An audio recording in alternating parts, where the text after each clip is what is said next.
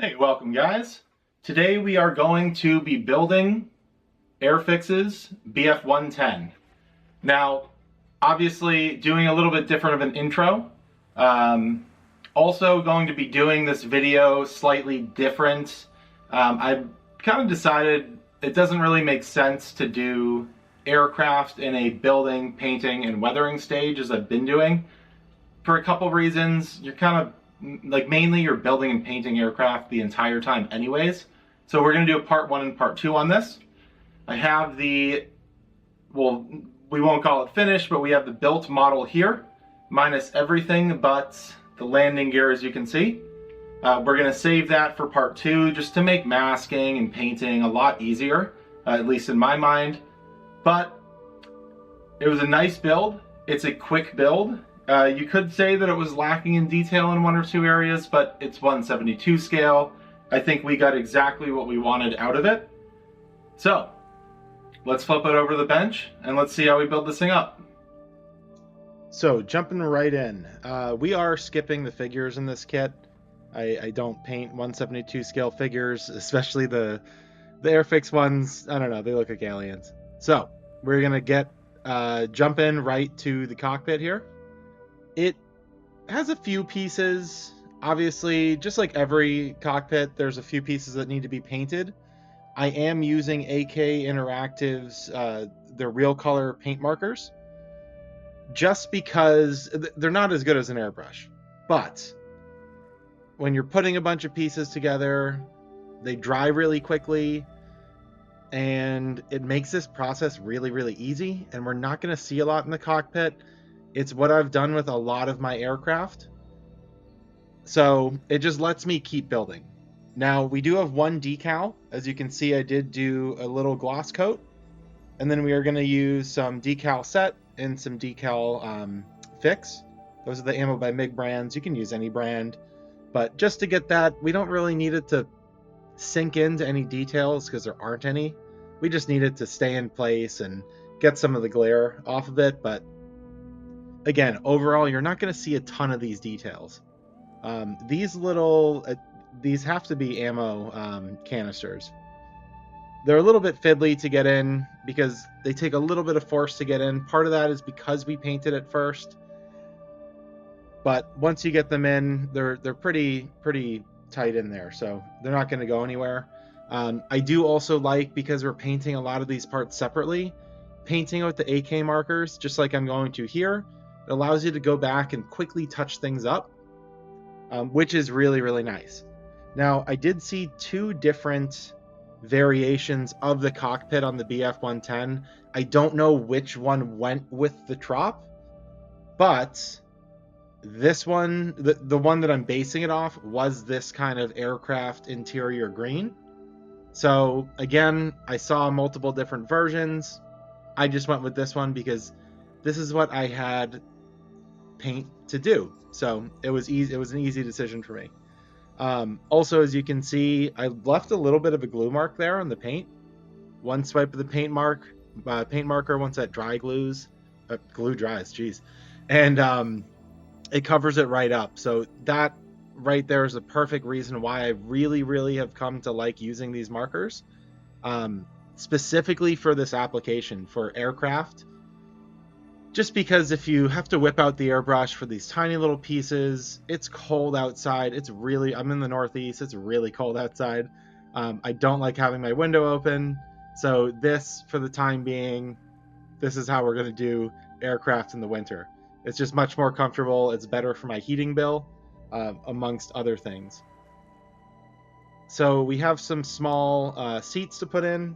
Again, we don't have any figures to put in those seats, but this is really all of the detail that's going to go in there. Don't worry I got a little bit of sticky tack in there, but we won't see it anyways. Worst comes to worst, it'll help it stick. You can see I'm using the old school Tamiya cement. I find that to be very useful when you've pre-painted parts. So 99% of the time I use the extra thin, but I do like to keep that around just for these types of scenarios. Now, once we have that, we're ready to put the fuselage together. As you can see, my pointer finger there, it doesn't fit perfectly I dry fit it 1,000 times. Just get the fuselage to fit, and then we can hold that and glue it in place. And it's not perfect, but once the model's together, you're not going to notice that anyways, because that gets covered up by the wings that this kind of slots into. So I'm taking extra thin all the way on the outside. You could easily glue it beforehand. I just want to make sure, because we're going to need to sand the entire fuselage, I like to get the extra thin in there and then squeeze it. So a little bit of that extra thin might even come out, which normally might be a bad thing, but because we're going to sand the whole thing and try to get it smooth and erase that seam line, it doesn't matter if there's a little bit of glue on the outside. And I really, again, I want to make sure that those seams have melted plastic in them so that when we do sand them, there's some plastic for the sanding stick to get down to. Now, this front of the fuselage just would not go together. So you'll see in a bit here, and I did try dry fitting it to see if that would help, but we are going to have to use a little bit of putty. I spent a good 30 minutes trying to figure out if I could dry fit it another way. It's just not going to go together. It's an older kit. It is from like 2011 or 2010. So a little bit disappointing there, but nothing we can't work past. So don't worry if you cover up the seams. Don't try to. Be a little bit careful with your sanding. But we're gonna, some of those panel lines, when we're getting rid of the seams, we're gonna sand them down a little bit. It's not the worst thing in the world. Basically what we're gonna do here is we're gonna take our knife and go really, really carefully. I know I have it sped up, but go really carefully, because one, you don't want to cut yourself, and you don't want the knife to slip and leave a scratch somewhere. If that does happen, you can sand off the scratch, but this is just going to kind of bring those panel lines back to life a little bit, and they should still be there. They should be sanded down, but they should still be there enough that it's going to let your knife kind of guide through that groove and just dig it out a little bit, so that when we go to put a wash in there later, it has a place to sink into.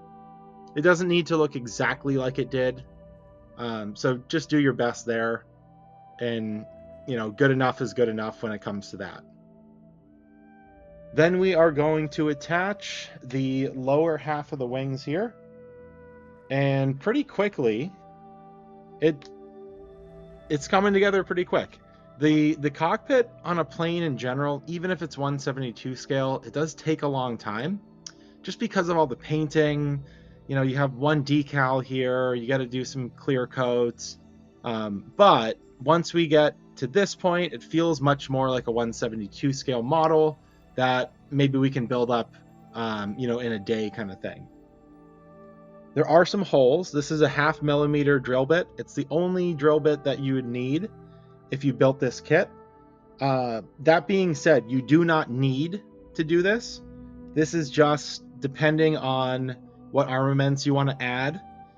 There's some different bombs and things like that you can add, but you don't need to do this. I wanted to outfit it with, a little something something. So we went ahead and we drilled out half of the spots that it called for. I didn't want to totally load this thing out and have it look, crazy, but just have a little bit of intrigue going. Then we have inside of the engine. So this is obviously it's upside down, but this is where the landing gear is going to go into. If you were going to display your plane in a flying position, you don't have to do this. I always really do landing gear down, as in a non-flying position. So we're going to go ahead and we're going to get those glued in to place there. And then we're going to flip the model over. And with our AK, we're not going to flip it over yet. We're going to attach the top half of the wings, which you'll see I leave the connections from the sprue. I don't like to sand those off. Anytime that you have two pieces that go together, I would suggest don't touch the sprue nib. Dry fit them. If they fit perfectly, glue them together and then sand the sprue nib.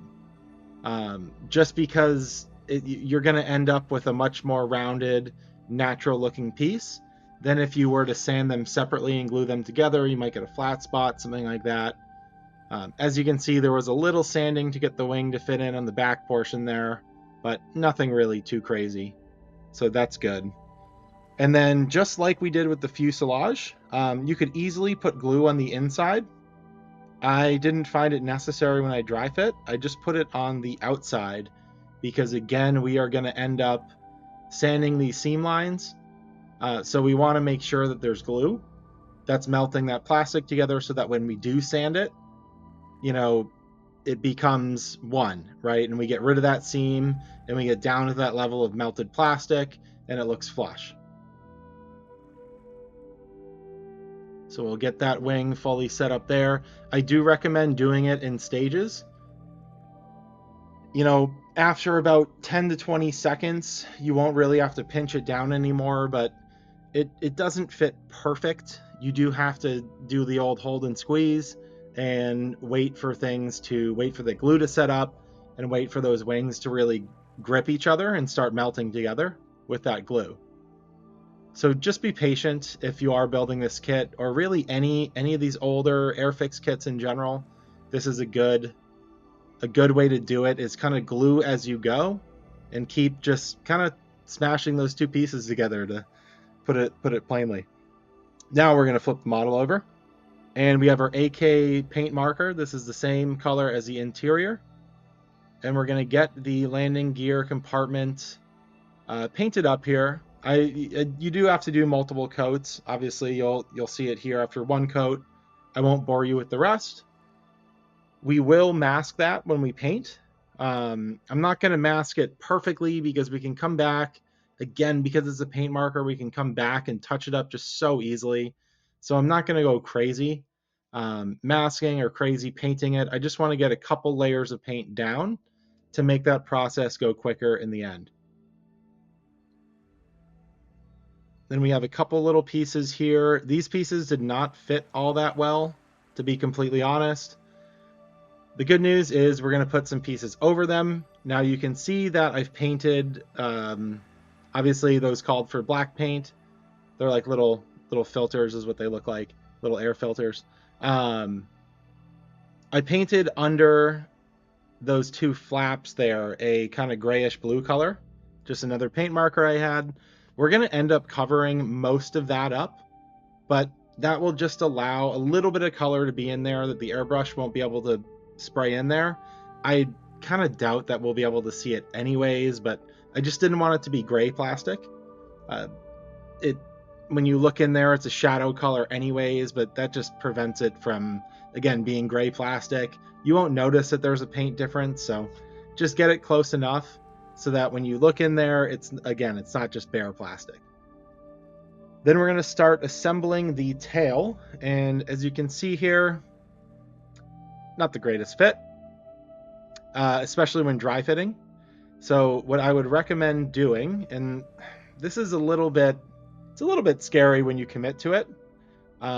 If you've done this enough, you know that some of these pieces need glue to fit. You need to put glue on them and just push them together, keep wiggling them around until you get that fit. The glue really helps them to fit. You just know that there's no going back from that stage. But luckily, as you can see, it's not really a big seam there. It kind of fits in. It's a little bit bigger than maybe I wanted it, but not the end of the world. Again, this was a $15 kit, so we're just going to have fun with this one. Getting the machine guns in place is a very good trick. I had to eventually do it off camera, but as you can see, trying to fit 4 machine guns through 4 very small holes in this kind of cone-shaped nose piece is very, very difficult. Once you get it, that's what it should look like. And then make sure to apply glue so that you don't have to do that again. The nose piece fits on really, really well. Didn't even really have to press it down, which is great. Because at this point, I was kind of wondering, oh, am I going to have a couple fit issues? The kit looked a lot nicer than a kit that should have fit issues when I looked at it and unboxed it and everything. So it was nice to see that go together. And then the propellers and the engines here that we're going to put together. There's 5 or 6 different pieces to each one. And if you build them up carefully, like we are here, somewhat carefully, I'll say, you can get the propellers to spin. Now, they're a little bit tight. And my only worry, a lot of the times what I end up doing is gluing them in place, because I actually don't want the propeller to spin, because you can end up with chipped paint and things like that. So I don't know. I'll make that decision when I'm painting this kit. These round discs have nowhere to fit. You just have to guess. So I did my best guesswork here. Hopefully they look right in the end. You just have to make sure from all angles that it's lined up, and then whenever there's a piece like that, give it a good amount of time to dry, because you don't want it moving around on you. And so another tricky piece to get in there, but once you have it in there, just a tiny bit of glue on the front, and then we're going to use gravity and our tweezers to get that piece in place there. And now I'm hoping at this point that it works, and that when that glue dries, the propeller will spin. Again, if they don't spin, not the end of the world. I generally do at least like to get them to line up, so that you have like one propeller sticking up and then glue them in place. Looks a little bit more uniform if you do it like that, but we were able to get them to spin, which is nice, because I will say on some of these Airfix kits, if you watch the P40B that I built, I don't know, a month or two ago, the piece just wasn't long enough and it wouldn't spin. So I had to glue it in place almost immediately. Now we have our exhausts that we're going to put in. You do want to make sure there is like a left and right side. So you want to make sure that you get that correct. Just look at the instructions. Make sure, don't cut all 4 pieces out at once is my advice. Try to do one at a time, or keep them, keep the pieces separate so that you don't mix them. As you can see, I put the right engine on the right side of my bench and the left on the left. That's just how, sometimes I do mess it up, but that's just how I keep them separate. So once you have those in place, and those have a lot of play, you do have to glue them inside the propeller. Do your best. They're gonna either glue a little bit up or a little bit down. Just get what looks right. That's what I went for. I wasn't gonna kill myself with that one. Then we're going to attach those engines to the plane itself. As you can see, there's a little bit of wiggle room, but with a good little pinch right there, we can secure that to the rest of the model. Again, especially once you have glue on it, it does kind of pull it in a little bit, which is nice. You can see those propellers will spin right there. Then you have these pieces that are going to go on the engine. On the underside of the engine, they kind of have a place to slot in. I did have to look at the directions 5 or 6 times to make sure that they were going to go in the right place. But once you have them in, it'll make sense, right? Just by looking at it. And then you have this piece on the bottom, this little circular piece that I will say didn't want to fit at all. I had to sand down the little nub, and it still didn't want to fit. I almost ended up just cutting it off and kind of fitting it by eye. I sanded it down enough that you might as well just do that to begin with. And then just make sure you have enough glue that it's not going to move around a little bit. And then we're going to put the rear piece of the landing gear on now. We will leave the landing gear separate. As you saw in the beginning of the video, we're going to do that after we get our base layer of paint on the kit. That'll just make everything easier for masking and everything like that. Just landing gear is always fragile, and sometimes your masking tape might pull off some of the paint and all those things. So we do have a clear part here. It's going to go into the wing.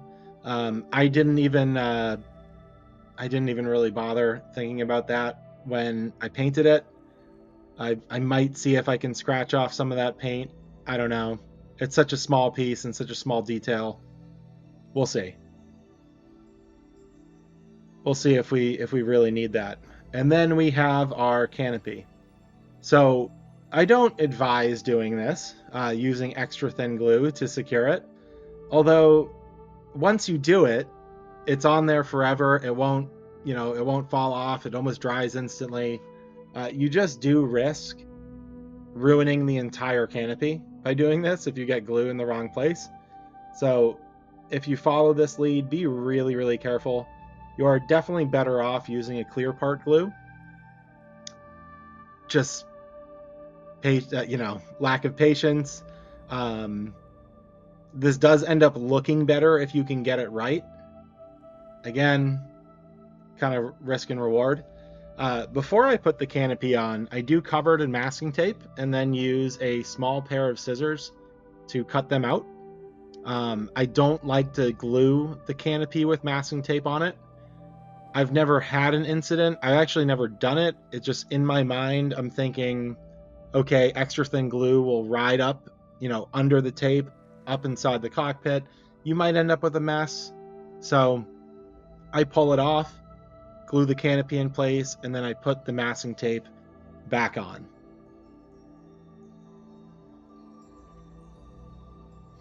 Now, last but not least, we are going to put our different armaments on here. So we have we have two that are going to go, one on each wing. And there's like 4 or 5 different options that you have here. They're not necessarily specific to either scheme. It's just what you want. I didn't go with the smallest. I didn't go with the biggest. I just went right down the middle. I figured it wouldn't make the plane look unbalanced, and it wouldn't look like we're going into war with, bombs that were way too small. So we'll go ahead. We'll get those down. Those are the holes that we drilled earlier.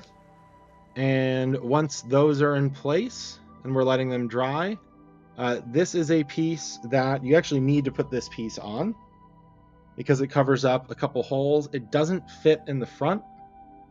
I'm not sure if it's supposed to be like that. I'm not even going to go back and putty it. Kind of is what it is at this point. You could putty it, but I have put putty on things like this before and then noticed later on that you shouldn't have. There actually is a gap there, so I couldn't find any picture that told me that there was not a gap there. It doesn't look right, when you're building the model, if you see it right here, but underside of the plane, I don't look at the underside of the plane once it's built, so kind of is what it is at this point. And then we have 2 small bombs that are going to go on that bomb rack on the bottom there. And that it adds a good amount of detail, I think. It not detail, but it adds a little something to the bottom, a little bit of interest. So I do like that Airfix gave us multiple options there. Now, that does it for part 1 of this build video. This was obviously the build portion, at least the majority of it. If you have made it this far and you haven't already, I would please ask you to like and subscribe to the channel. We will be building many, many, many more models as time goes on. In the next half of this video, we will be priming, painting, and then when I say weathering, we're gonna do really, really simple weathering. I don't even think we're gonna do any chipping effects.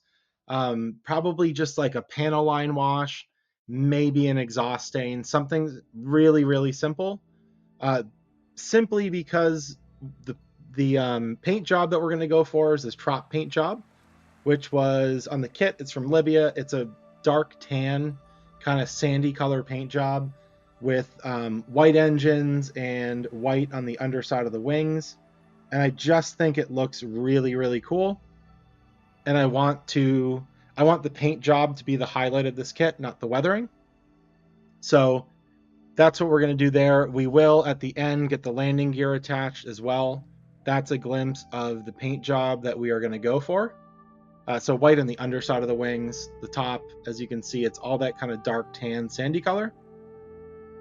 But I appreciate you guys watching. I'll leave you with the finished kit here for about the last minute. Again, it was a really fun build. It's a $15 build.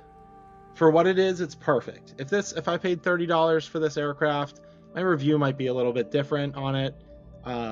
But $15 these days, there's not many kits that are cheaper than that. So it's a unique plane. It's a cool plane. It's this big, heavy fighter.